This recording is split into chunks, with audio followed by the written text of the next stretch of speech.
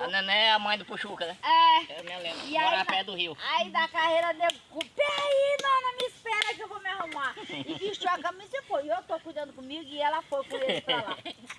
Aí quando mais passou lá no espaço de uma hora lá, veio eles. Aí ele fez assim, né?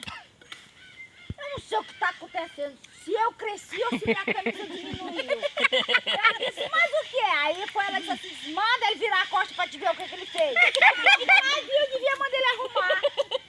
Quando ele virou a costa pra mim, a gola tá no meio da costa e a bainha no pescoço. A bainha no pescoço. Eu disse, tu não tira essa camisa, rapaz. Ele falou, tirou a gola. Veja assim, ele disse,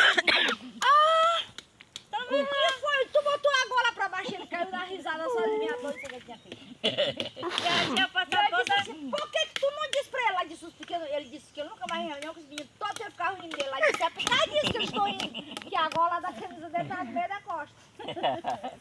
Eu disse, rapaz, mas tu não... E eu tô ela, que ela não disse ajeita tua camisa, ela deixou ele o tempo todo.